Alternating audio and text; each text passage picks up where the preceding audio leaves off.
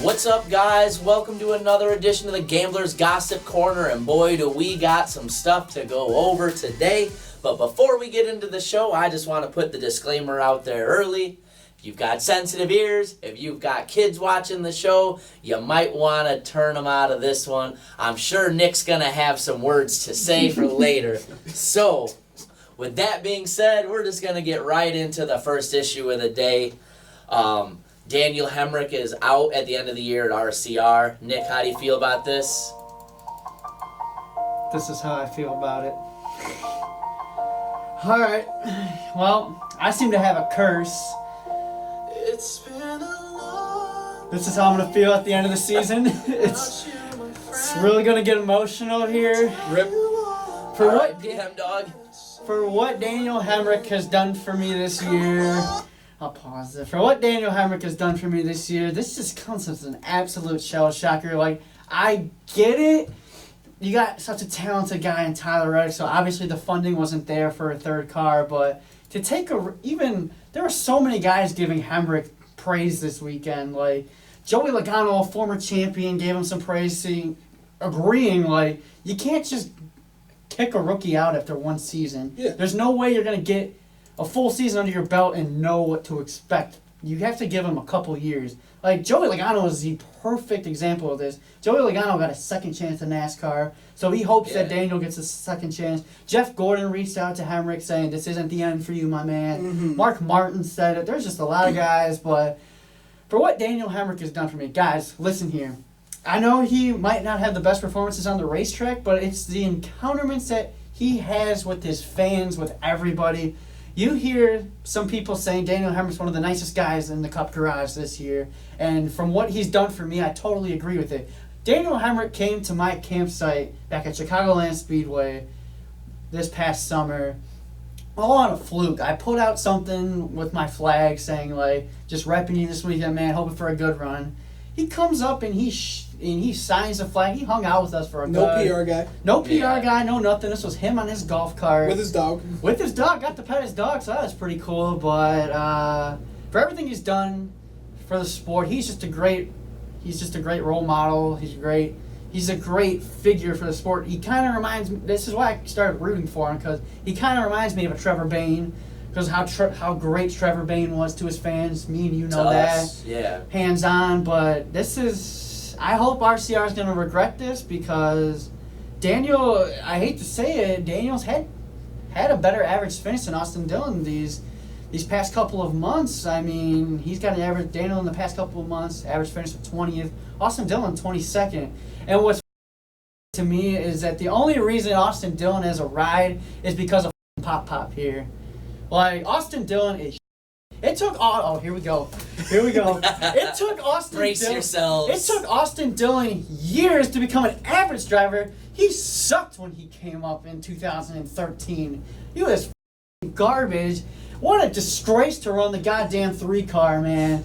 Like, he won the Coke 600 on a fuel mileage, and he won the Daytona 500 because he dunked Eric Almirola. So, the only reason this guy's in a race car is because of Pop's money. So, and Daniel Hemric just never got a chance. Daniel Hemric has had such bad luck this season. Like, he had some really good runs taken away from him. I'm just so disappointed to see that RCR has given up on him after one season. He's one of the most consistent guys out there. He proved that in the Xfinity Series. Back-to-back years, he got Final Four berths based on his consistency. So I really think they're making a mistake on this one, because I think Daniel's really got the potential to run well with a really good team. Yeah. I was going to say... I'm going to tell my cousin Steve not to watch this episode. My cousin's a big Dylan fan for some reason, yeah. Yeah, Steve, sorry in advance, buddy. It's the truth. Yeah. It's the truth. Hemric's a better driver than Dylan. It just sucks, because I think that I don't know what sponsors Hemric's going to be able to bring with him, because there's a lot of sponsors that come with RCR. Right. It's just... I have my hopes high for him, but I gotta stop picking favorite drivers here, man, because I am a curse to all of them. I am so sorry to Trevor Bayne and to Daniel Hemric for being one of your top fans, because it just hasn't worked out for us. Yeah, you stay the hell away from 12 and 43. Man, You're a walking disaster for NASCAR drivers. But, man. but like I was saying to you off camera earlier, this could be opening doors for something that's bigger and better. Who the hell knows? Because RCR, for years, we have known that they have just been not what they were when, like, you know, when Dale Earnhardt was in there, when Kevin Harvick was in his peak. Right. You know, they just don't have the equipment or the funds anymore. So who knows? Some team that's good. Who the hell knows? Like, you know, if Stewart-Haas Racing, if they drop a few drivers, now I'm just saying this. They could pick him up to see, like, what he did in that equipment, even though he did have a bunch of wrecks this season, and they weren't his fault. They weren't his That's fault. the thing. That's the thing. Right. He did not cause... Maybe, I don't know. I haven't looked at every single wreck that he's been Some in. of them have been his fault, but for the most part, it's been engine issues that have cost him, just tire failures, and then just flat out being in the wrong place at the wrong time. Like, I can go on and on about this, but I gotta start being realistic with myself here. Like, he might not get another Cup ride because there's just not many openings up for him. It just really Especially depends not on a competitive one. It just Yeah, really all depends. Like, I would hate for Daniel Hemric to screw himself by going to a team. Like, no disrespect to Front Row Motorsports, but that's just going to kill his career even more because he's going to keep running mid-20s and people are just going to be like, well, this is exactly why RCR dropped him. Right. Like this. Yeah. It just really sucks because we have such good talent in the Xfinity Series that are ready to move up. Right. Because it was linked last year that Hemric almost signed with Levine Family Racing for this season. So it looked like he was out of a job either way. Yeah, so. Yeah, it was close. It came down to, like, the RCR deal, I think, RCR or else wanted he was going to be in it. RCR wanted to keep him, but Levine Family Racing was like, but RCR wanted to keep him, so that's what he did, and I just really didn't see this coming after one season. But I can go on and on about this, but Listen, I'll just say my piece on it. I hate it for Daniel. Like you said, he's just a great, great guy. Embodies everything I love about NASCAR and why it's one of my favorite sports. Why we love it so much. The things he went out of his way to do for you. He remembered me because I met him at Indy and he remembered my dad. Yeah, your dad fell off the ladder. We put the flag back up. Yeah. So, but no, just a great guy and just caught in a really bad situation. I mean, listen, I understand RCR's point to a degree because you can't hold Tyler Reddick back forever. Well, Tyler Reddick was going to leave RCR if he wasn't getting exactly. So you don't want to lose him either. But at the same time, you're losing a guy that's such a great ambassador for your sport, and who knows what kind of driver he can turn into in the right situation. He made the championship 4 in the Xfinity Series, doing well. Right. So you just don't know. And like you said, he outperformed Austin Dillon for how long now? So most of the season. Right. Yeah. So it's just a bad situation. They tried the best they could, I guess, to try to bring in a third team and find the funding for it, and it just didn't work out. I hate it for Daniel. And I think it's really unfair to can a guy after 1 year. Especially if you go back and you look at the sport, we wouldn't have guys like Joey Logano. Kyle Busch, when he got canned at Hendrick Motorsports, would be gone. Jeff Gordon didn't have a great first year of his career. The only thing that's humbling for me is to see all these drivers reaching out to him saying, this is not the end of Daniel Hemric. Right. Like, I don't think it's the end. We kind of didn't get that with Trevor Bayne. No. The only person I felt like was truly in Trevor's corner when all happened was Junior. Yeah. Junior was the first guys coming out. Trevor needs to find a situation where he can kind of... Well, he damn near signed with Junior Motorsports if he just had the money for it. Right. And that would have been really, really good for him. Yeah. But yeah, I've been following Daniel Hemric probably ever since he was in Brad Keselowski Racing. And, you know, he's put on some really good shows in the Xfinity Series. He didn't get a win, but, man, he was he was probably one of the most consistent guys in the Xfinity Series that didn't have a win. Running for a championship, was it 2 years in a row? 2 years in a row. Both of his years in the Xfinity Series. So, he put on one hell of a show down there in that 21 South Point car. And, I became a big fan of him when he came to our campsite. Yeah. And, you know, he had... Last year, 23 top 10s in the Xfinity Series, 16 top ridiculous. 5s, Yeah. 4 poles, 440 laps led. He had an average finish in the top 10. I mean, it's... Yeah. That's big 3 numbers, right? Yeah, exactly. He doesn't have the wins to match it, but those are big 3 stats even in right the truck series, he was so good. In the truck series, Yeah. 2016, 11 top 5, 17 top 10s. So that's just 5 races that he did not finish in the top 10 that year. And it's a tough deal, but that's just the business that NASCAR is nowadays. Yeah. Yep. I'm really optimistic and really hope Daniel gets another ride. Otherwise, I am not picking another favorite driver because I cannot have this happen to me again. Yeah. What a rough week it has been for me. Yeah. But what a genuine guy. He's... And when he came to our campsite, that made me a big fan of him. He didn't rush. No other, he didn't rush. He just hung out with us. Right.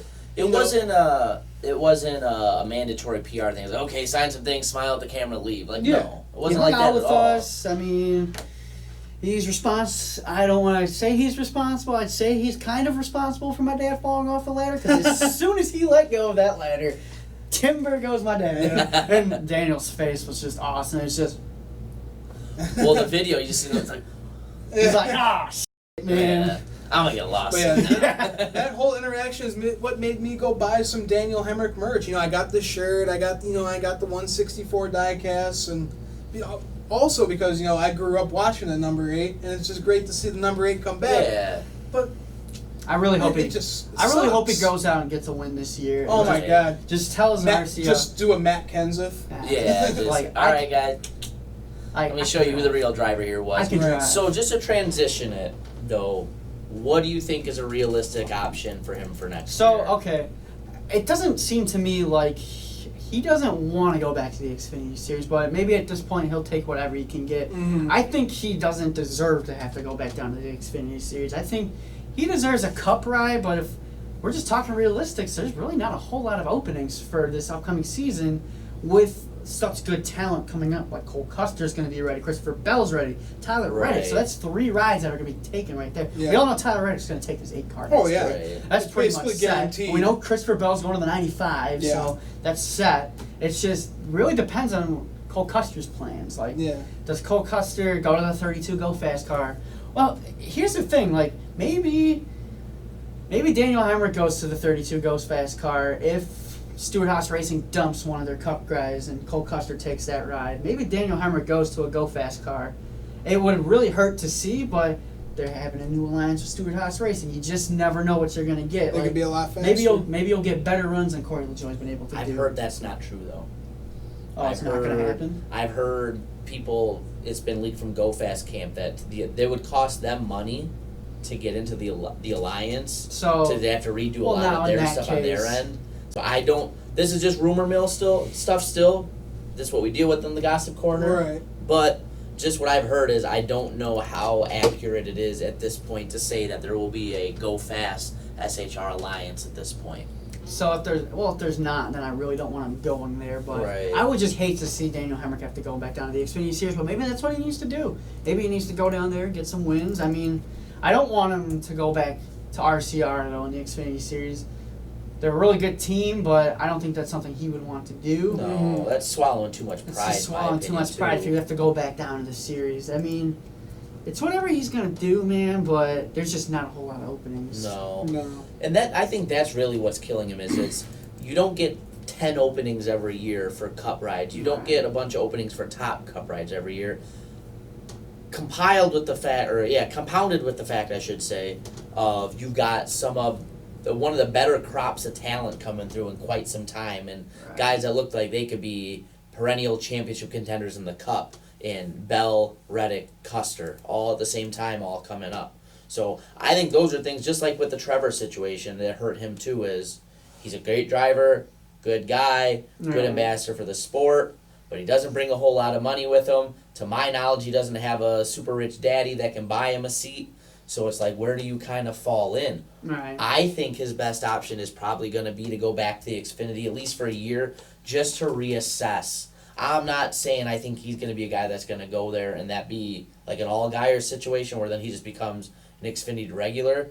But sometimes it's almost like in other sports taking that like bridge year contract where like, hey, we can't pay you this year, but you sign a 1-year deal now on good faith, then next year we can give you that 4-year extension for buku bucks. I can see him doing the same kind of thing here where, hey, take this lesser Cup ride or this Xfinity ride in hopes or with a deal in place for the next year, depending on people's contracts, who's going to retire, things like that. Well, I mean, if you look at it, there's a bunch of rides that are going to be top tier rides that are going to be opening up in the Xfinity series. Right. It would be really cool for Daniel to go drive for like a Junior Motorsports. Yeah. It's just Dale Jr. has said in the past you need about $5 million of sponsorship money to run that.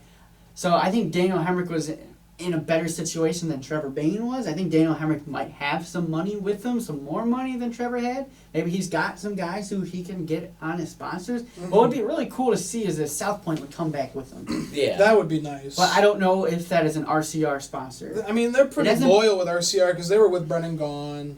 And then they were with Daniel Hemric when he was in the 21. But you haven't seen the South Point. But maybe they would sponsor him for an RCR Xfinity car again. See, that's when I would say, like, okay, he was good with RCR, and the Xfinity Series RCR program is really good.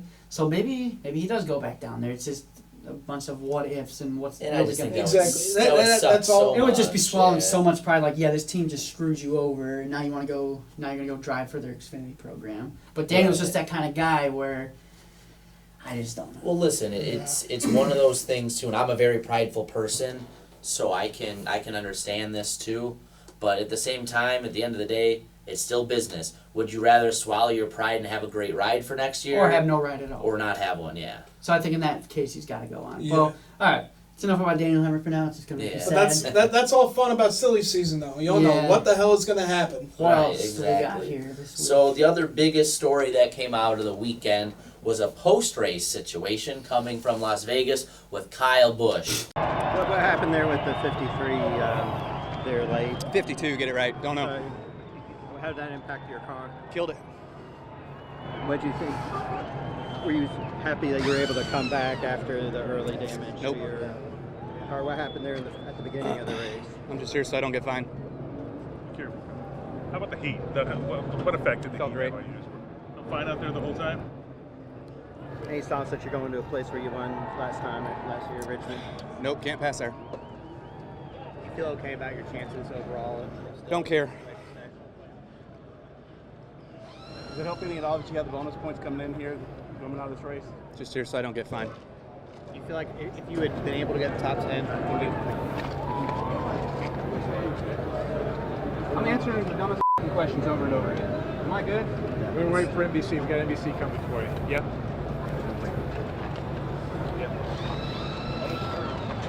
Beginning, I couldn't get in here.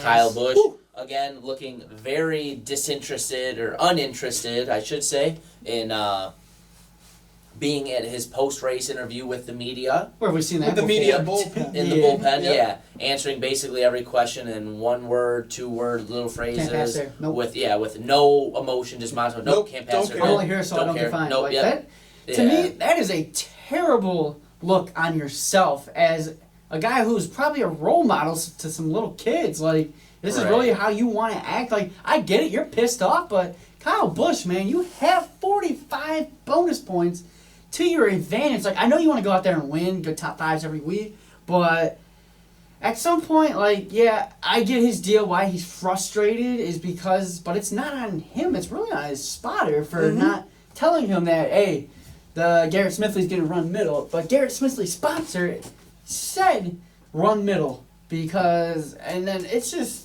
Kyle Busch is being an asshole. Yeah. No, and for him to, turn around after those questions were given him, he's like, do I have to keep asking these stupid questions over and over again? Like it's your job. Yeah, and then they're like, oh, NBC's waiting for you, and then he just walks off, and he's just waiting for, the big time interview so he can really say what he wants to say. Yeah. And then he just goes off and he says, like, oh, these guys, we got them. They've never even won a late model race. And then you know what I love? You get Joey Gase and Garrett Smithley. They're posting on Twitter of all the late model races that they've won, everything that they've won, and they're like, and it's like, they have points. Garrett Smithley and Joey Gase have some good points. Kyle Busch has never had to have been in the position that they have had to be in. Right. Like, it's just Kyle Busch coming up at a good time.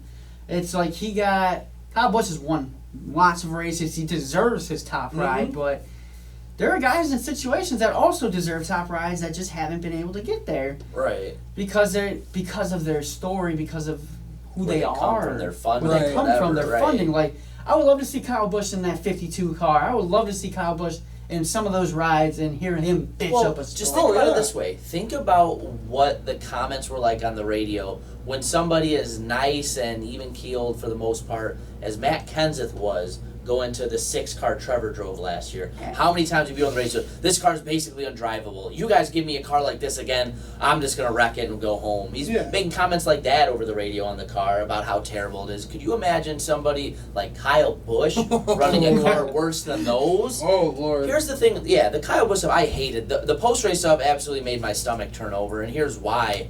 Number one, the media are just trying to do their job. They're not trying to annoy you. They're not trying to be.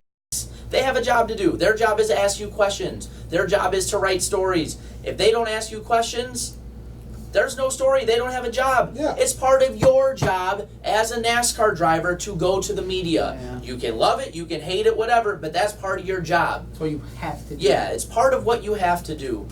It was like NFL to me. It was like the Marshawn Lynch, I'm just here so I don't get fined. And listen, I like Marshawn. I don't agree with the way he handled all that. And I think NASCAR were way better than that. Listen. It just makes NASCAR look really bad yet again. Exactly. They just find the silly ways to make it look like a terrible sport. Right. And the thing with Kyle Busch, too, man, you are a generational NASCAR driver. 1 in a million. Wins all the time, gonna go down as one of the top NASCAR drivers of all time. You have a gorgeous wife, a beautiful little boy. You travel the country racing in the top series in America. And when it comes to anything to do with outside of being in his car, he looks like it's such a chore to do any of that stuff. Take a photo with a fan. Talk to the media. Yes, no, can't pass her. Making little comments like that. It's like, just act like you enjoy your job, because there's so many people in NASCAR world and outside it that would cut off their pinky finger tomorrow to change places with you. It just rubs a lot of people the wrong way when the way NASCAR should be. And you know what though, even at that though, NASCAR does need Kyle Busch. It needs a bad guy. And I will say in one thing, he almost did the media a favor in a lot of ways though too, because you know what? He can answer their questions and you don't really have a story. And now he blows up like this, and this is all that's been talked about all week. So in a way, he kind of did them a favor too. So I just really don't like calling out the other two drivers with Smithley and Joey Gase, because, man, they're not trying to get in anybody's way. They're just trying to do their deal. They're doing the best they can out there, just like anybody else is. And the biggest thing that bothers me is it was a spotter miscommunication. Yeah. From what even Kyle Busch said, is he was told that Joey Gase, or Garrett Smithley's spotter, said he was going to run up to the high line. So that's why he held the line that he did. That's an issue with the spotter, not with him. Yeah, right. Joey Gase and Garrett Smithley don't come to the racetrack thinking they're going to be fast. They go to the racetrack and in practice, you see them practicing their line so they know when to get out of the way of these guys. Yeah, exactly. They're going out. It's a business for them. They're not saying they're not trying to win, but they're not going there looking to seriously compete with those guys. Because they know it's a business for them to make money, to try to get to that point one day in the future. That's all they're trying to do. Yeah, exactly. They're trying to make a name for themselves. To put them in a weird spot. And if you go back, watch the tape too. You got, what was it, the 24 going low, the 88 going high. Where was he supposed to go? Kyle Busch just goes right into the back of him. Other cars were able to get around him, so that is on Kyle Busch and on Kyle Busch's spotter. So he told the spotter to go home. He was just like, yeah, I'll just take over for here since you can just go home. Like, I would hate. Those guys probably get paid mad bucks because they have to deal with the biggest crybaby in NASCAR. Right. I feel like you couldn't pay me enough. Oh, you couldn't pay me enough to be Kyle Busch's spotter. Right. So much is on you, man. You screw up one little thing, you were never going to hear the end of it. Right. Like, listen, too, I understand some of his point of view, too. And like Junior said, he's going to ask a bunch of questions that he feels are stupid. And he's already upset anyway, which I understand. But you got to do a better job of managing your media. You got to do a better job of managing NASCAR's image in those situations when you're a flagship driver like that, I think.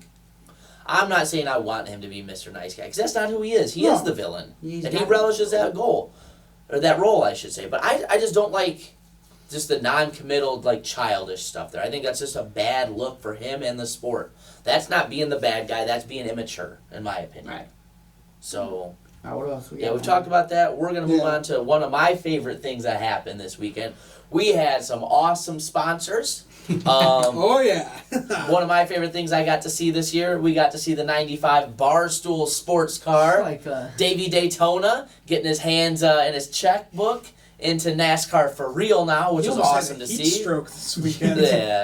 Yeah, his Twitter was pretty wild too. What he was saying to Benedetto at his hall. He's like, all right, man, so you're going to wreck everybody and win this race, right? You're going to wreck Boyer, you're going to wreck Kyle. Like he was getting into it with Denny Hamlin and stuff. Yeah. It was awesome. Like, having a Barstool and then having Natty Seltzer. Oh, my God. It's like a college frat boy's dream right there. And you think that's like the perfect market, because look at what a lot of NASCAR fandom is. You go to the track, you have some drinks, you have some fun. It's the perfect kind of college party atmosphere in a lot of ways anyway. I think it makes a whole lot of sense to try to target that demographic. Oh, yeah. So, awesome. yeah, I think it's great. Oh, yeah. And again, I think Barstool is a great sponsor for NASCAR to try to latch onto. There's a lot of people that don't like Dave Portnoy for whatever reason, because he talks kind of crazy from time to time, and he talks about drug use from time to time and stuff like that. But that's just him being a persona a lot of times, I think, too. He's a very, very shrewd businessman.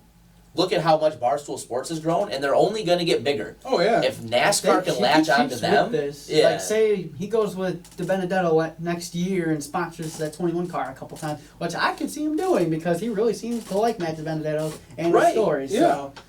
So stuff like that is great for the sport. I think it's about time that Barstool joined because, I feel like they were always perfect for NASCAR, and they were just never following them. And then I don't know what it took Dave Portnoy to go to Daytona this year. I don't know how. Whatever happened, I'm glad it happened because now it's turned into a beautiful relationship with, for a little while with LFR, Matt Benedetto, and Barstool because I think it's a perfect fit. He just seems into it. Like, it's not just like, I'm just going to do this to get my name out there. Like, he seems to really enjoy himself in the racetrack. And it was pretty cool to see, I don't know if you guys saw it, but Dave Portnoy, he did a pizza review at a tailgate. I saw that. So that was pretty cool. He's just going around the track, saying hi to people, just screwing around, really, which is just awesome. Just what you guys said, what I like about it is it doesn't feel fake. It doesn't feel like it's a PR show, like he has to do it. I feel like the reason that he's going down the NASCAR avenue is not only because he sees it being something that could be profitable, because NASCAR fans are so brand loyal, but because he enjoys it too, and he's interested in the sport and intrigued by it. Exactly. I think it's a perfect marriage in a lot of different ways. So. Absolutely. Oh, without a doubt. Yeah. Without a doubt. Yeah, we did have some tragic news in NASCAR to kind of bring up a little somber story. Wheel and Modified legend Mike Stefanik passed away. Was a plane crash. I think he was 61 years old. Really, really sad to see. Again, we talked about the plane stuff with Junior when his plane went down too. We're back to talking about it again, and now this one was worse. Yeah, well, there's been a lot of airplane crashes with NASCAR. People who are affiliated with NASCAR, you had the Hendrick family plane crash. Alan Kowicki, Davey Allison. Yeah, Davey went down in the helicopter. So on. So where Jack Roush has been in like 2. Yeah. So just really sad to see because this guy is like an all-time great on the modifieds. He's 7-time champion. He's got like the all-time leader in wins. Oh yeah, I think so. Yeah. Really sad to see. He had a pretty memorable interview when he got into it with Steve Park? Steve Park. That he got into it with? Yeah, I just didn't like that that's what they were showing right after somebody his stature passed away. I think there's classier ways to go about it. I think maybe that's something you throw in later, fine, but right after he passes away, I didn't really like that. But you know what, though? Our condolences to the family, thoughts and prayers to you guys. NASCAR community and the racing community as a whole lost a good one here. I don't know anybody that had a bad thing to say about this guy, really. Oh, yeah. I haven't seen anything anywhere of a negative story around this guy. So I think this is a good way to kind of end it up here. Yeah. Yeah. So that's going to be another edition of the Gambler's Gossip Corner. As we get more stuff, we'll keep you guys informed. I'm Mike Gamble. I'm Nick Hensel. And I'm Ian Jortson. Guys, don't forget to go ahead and like our pages and subscribe. YouTube, Instagram, Twitter, Stock Car Spec. Check us out. Show us some love. We'll show you some love. Come by and talk racing with us. We'll talk to you guys next time. Yep. Thanks for watching.